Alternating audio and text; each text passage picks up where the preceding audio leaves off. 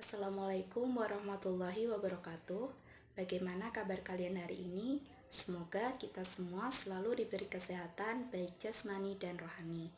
Nah, sebelumnya izinkan saya untuk memperkenalkan diri. Nama saya Naila Fauziah dengan NIM 12201183341. Saya dari Fakultas Tarbiyah dan Ilmu Keguruan IAIN Tulungagung dengan jurusan Pendidikan Agama Islam. Nah, di sini saya akan menjelaskan materi dari mata pelajaran Akidah Akhlak kelas 10 yang bertemakan Ayo Bertaubat.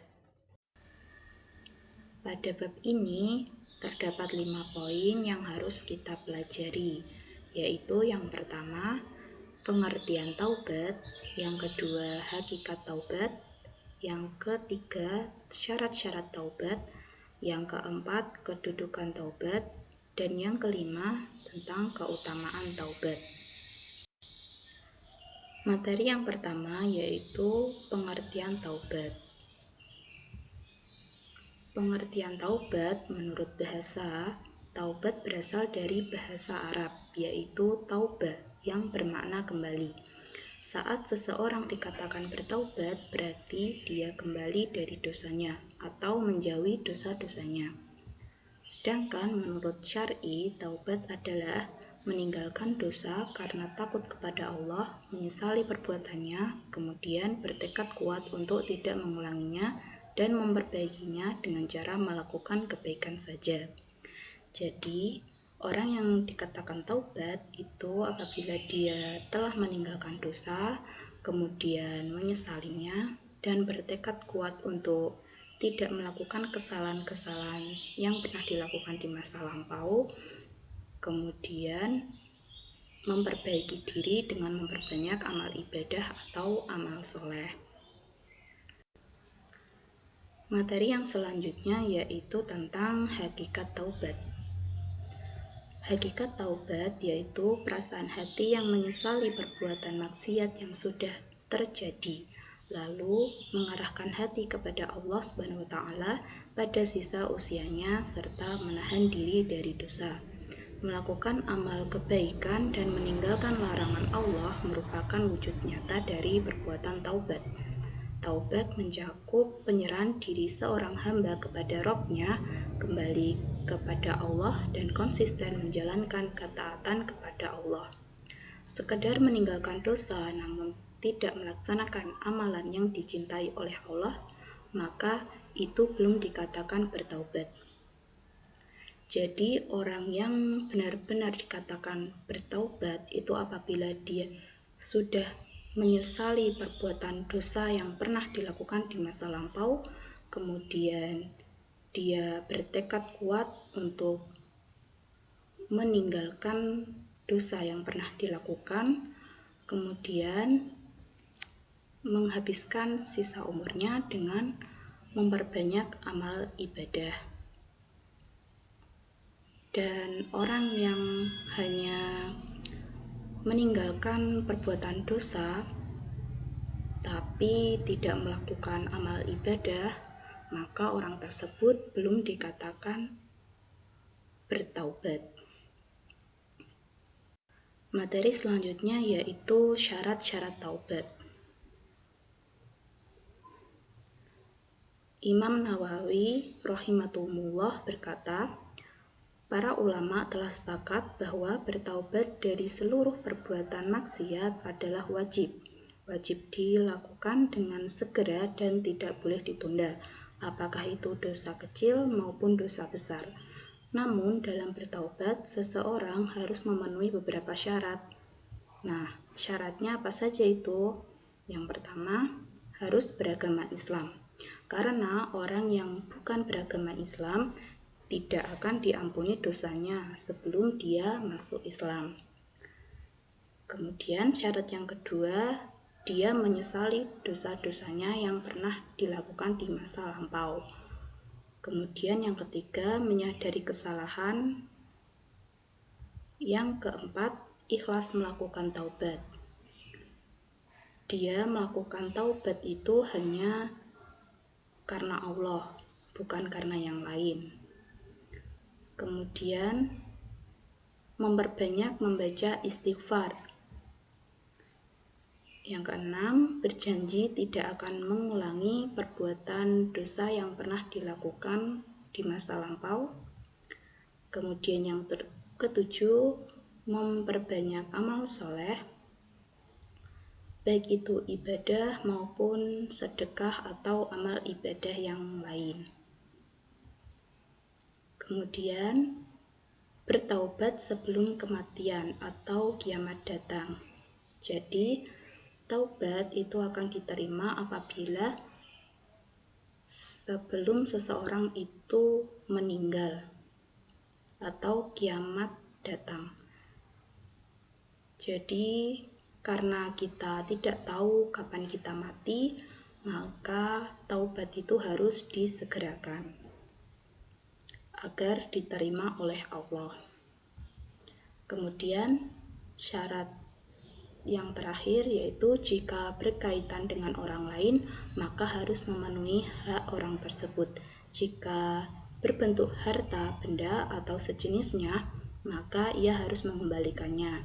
Jika berupa hukuman atau sejenisnya, maka ia harus memberi kesempatan untuk membalasnya atau meminta maaf kepadanya. Materi selanjutnya yaitu kedudukan taubat. Menurut Ibnul Qayyim, kedudukan taubat adalah kedudukan yang pertama, pertengahan, dan terakhir. Hamba yang meniti jalan menuju Rabb-Nya tidak akan menjauhi jalan tersebut dan selalu menetapnya sampai mati. Jadi, taubat adalah langkah awal dan langkah akhir seorang hamba. Taubat yang sesungguhnya yaitu taubat nasuha. Seperti yang dikatakan oleh Ibnu Katsir, taubat yang tulus lagi mantap itu adalah taubat nasuha atau taubat yang sungguh-sungguh, yang menghapuskan keburukan-keburukan sebelumnya dan mencegah keburukannya yang akan datang. Materi selanjutnya yaitu tentang keutamaan taubat.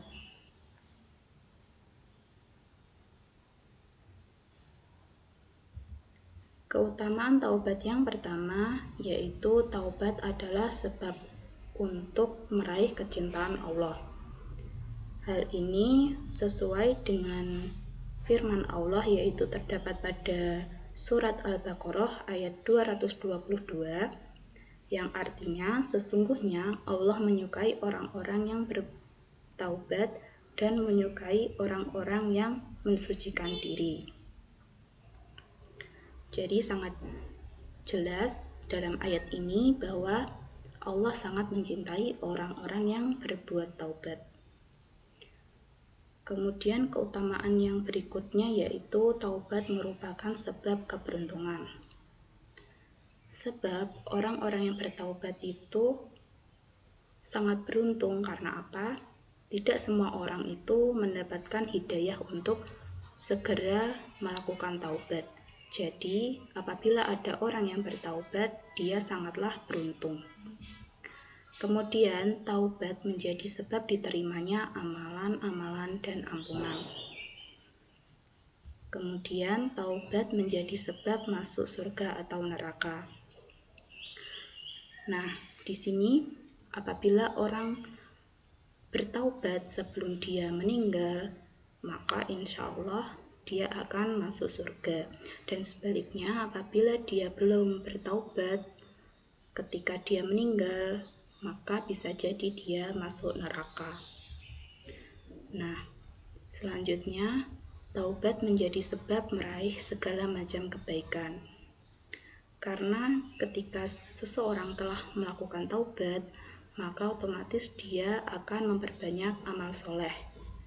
Dan amal soleh itu merupakan hal yang baik, dan sehingga orang yang melakukan taubat bisa meraih segala macam kebaikan. Keutamaan selanjutnya yaitu taubat untuk menghadapi taubat untuk menggapai keimanan dan pahala yang besar. Karena orang yang telah bertaubat, maka otomatis dia akan banyak melakukan amalan-amalan atau ibadah. Jadi otomatis dia akan mendapatkan pahala yang besar dari amalan-amalan atau ibadah yang telah dia perbuat.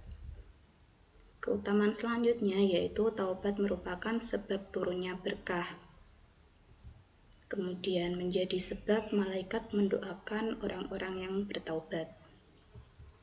Kemudian Allah akan menghapus dosa-dosanya. Allah itu Maha Pengampun. Jadi sebesar apapun dosa kita, ketika kita bertaubat, maka Allah akan mengampuninya dan menghapus dosa-dosa yang pernah kita lakukan di masa lampau. Kemudian, keutamaan selanjutnya yaitu menjadi sebab hati menjadi bersinar dan bercahaya. Kemudian, taubat akan memotivasi seseorang untuk melakukan amar ma'ruf nahi mungkar, beramal soleh, hidup jujur, disiplin, dan bertanggung jawab. Mungkin itu tadi materi yang bisa saya sampaikan. Semoga bermanfaat. Sekian dari saya. Wassalamualaikum warahmatullahi wabarakatuh.